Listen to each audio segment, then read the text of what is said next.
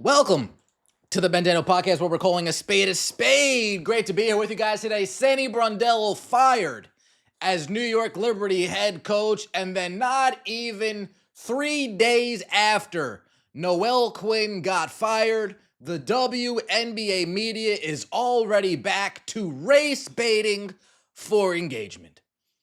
But first, let's get to former New York Liberty head coach, 2024 champion of the New York Liberty, Sandy Brondello, out after 4 seasons.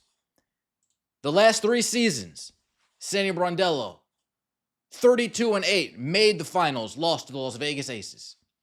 2024, made the finals, beat the New York Liberty. And in 2025, 27-17, ravaged by injury all season long. Jonquel Jones out for a good part of the season. Breanna Stewart dealing with a knee issue during the playoffs. They lose in round 1. And just like that, poof, goodbye goes Sandy Brondello. New York Liberty released a statement. The New York Liberty announced today that head coach Sandy Brondello's contract will not be renewed for the 2026 season. We would like to thank Sandy Brondello for her everlasting impact on the New York Liberty, said Jonathan Cobb, general manager of the New York Liberty. Sandy finishes her tenure in New York as the winningest coach in franchise history, and she took us to never-before-seen heights as the first head coach to lead the Liberty to a championship. We wish Sandy the very best in her next chapter. The organization will begin the search for its next head coach immediately. Now, at the end of the season, these players were questioned about the possibility of Sandy Brondello returning next year as head coach. Will she return? Will she not return? What do you say to those who are questioning whether she's the right head coach for this team? And Breanna Stewart offers a glowing endorsement of one Sandy Brondello. What would you say to those who question whether Sandy should be here next year to coach you guys again? What the fuck? I'm not saying I questioned it. There's just some people that do. I mean, to anybody that kind of questions Sandy being here, like, this is a resilient group, and she has our back and we have hers. And the way that she continued to kind of, I don't know, deal with the cards she was dealt, like, was incredible. It wasn't easy for anybody, but she came in every day with a positive attitude and a mindset to put us in our best positions possible and best foot forward. So we're not going to be a team that points fingers. You know, there's a lot of us that could have done better this season, but we're still going to fight and show up for each other every single day, and I think that's what's the most important part. So we have Sandy's back. Thanks, everyone. Okay. Glowing endorsement for Sandy Brondello. The person in charge of media for the New York Liberty cut off Sabrina before she can respond. You have to think, did they ask these two ladies about getting Sandy Brondello replaced? Did they consult with Sabrina? Did they consult with Breanna Stewart? Did they talk with Jonquel Jones? Or was this just a Natasha Cloud conversation? I'm sorry, I had to. Natasha Cloud, you come in and you're already getting Sandy fired. Damn, that's crazy. Now, to me, Sandy doesn't strike me as a yes man. She strikes me as somebody, when she's talking to the general manager, she's going to speak her mind. She's just not going to, yes, GM, yes. Yes, general manager, I agree. Yes, general manager, I agree. Maybe Sandy didn't want Emma Meeseman, and the GM was like, oh, no, you're going to take Emma. Maybe Sandy didn't want Natasha. Like, oh, yeah, you're going to take Natasha. Maybe Sandy didn't want Natasha's girlfriend. Oh, but you're going to take Natasha's girlfriend. Maybe Sandy didn't want any of these people, and they're butting heads in the front office because Sandy has a mind of her own. Because Sandy refuses to check boxes, fit an agenda. That is a potential scenario that took place. Not seeing eye to eye. Sandy forced to take players she didn't really want to take. Now, if I'm Sandy Brondello, Fever fans, I know earlier in the season, throughout Kiss the pipe dream of Sandy coming to the Fever goodbye. Stephanie White's here to stay. If I'm Sandy Brondello, I'm doing one of two things. Thing number one, I'm dipping off from the WNBA. I don't want to deal with this league. I'm gonna go enjoy my days in Australia, I believe. Some nice peace, some quiet, hang out with some kangaroos, pet the pandas, sit on a beach, drink a mimosa, drink a cocktail, do whatever they do over there in Australia. Go relax, Sandy. Get away from this league. Get a peace of mind. Maybe sit back and wait for a Juju to come in and say, okay, I'm gonna go take that job. Come in, wait for Sarah Strong to come in. Okay, that's the job I'm gonna take.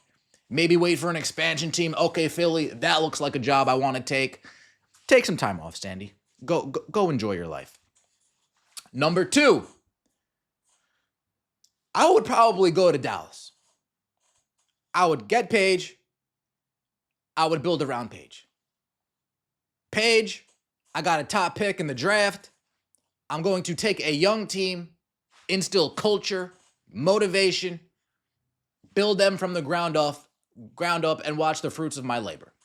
Now, yesterday it was reported that the Wings and the Chicago Sky aren't looking to fire their head coach, but that's before this news broke that the New York Liberty were in fact looking to fire their head coach. If I'm the Dallas Wings, Chris is fired about 5 minutes ago, and I'm already on the phone trying to get Sandy.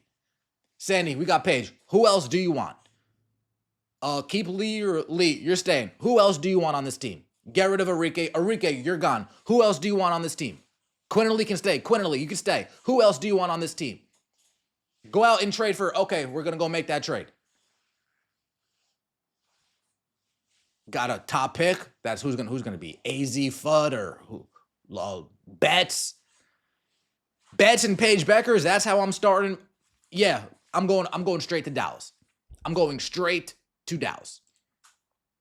She could go to Seattle, but you know what Aneka Ogwumike says. Fight the power. Unless it's her head coach. Then she'll just throw that power right under the bus. Noelle Quinn fired as the Seattle Storm head coach. And the WNBA activist journalists at it again, turning it into a race issue. WNBA has no black woman head coaches after Seattle fires Noelle Quinn.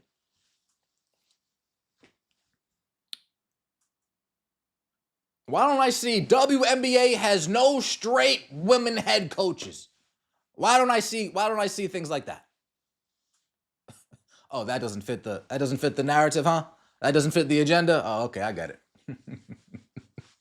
I get it now. WNBA fires remaining straight female head coach. Oh. I'm just throwing things out there. I don't know what Sandy's preferences. This is what we get in the WNBA, man. This is what we get. And fortunately enough, people weren't all too excited seeing this article. An article, by the way, only mentioned race one time. So this headline was strictly to get clicks, strictly to get engagement, strictly to rage bait, strictly to race bait. That's exactly what this was. This was, let me put out a salacious headline that can get as many clicks and views and engagement as possible. Congratulations, Annie. You did it. You mentioned race one time when talking about Tyler Marsh and Sydney Johnson, the black head coaches in the WNBA. You didn't advocate for this black assistant coach or that black assistant coach or that black. You didn't do any of that. So you just wanted to bait people into clicking on this article. And you had to use race as the means to do it. Not surprised. The WNBA has no black woman in head coaching position for the first time since 2020 after the Storm's decision to not renew Noelle Quinn's contract. And people were tired of seeing shit like this. Exhausting. It's always about the race BS. Teams put the best person in the position Race shouldn't be considered. Stop the race baiting DEI nonsense, please. When it comes to coaching, it doesn't matter the race or gender. It comes down to player development, coaching, and relationships with the owner and front office. Where does it say we have to have that narrative? It's in the WNBA manual. It's in the playbook. Trust the W to just view everything using race. Looking through the lens of race every single day must be tiresome. This is the league, man. It is tiresome. It's tiresome seeing this every week, every other week, of just somebody using race as an excuse, or race as a headline to get clicks, or brutal. Let me know what you think in the comment section below. I appreciate all of the support. Don't forget to like the video and subscribe to the channel. That would mean so much to me. See you next time, and as always, take it easy.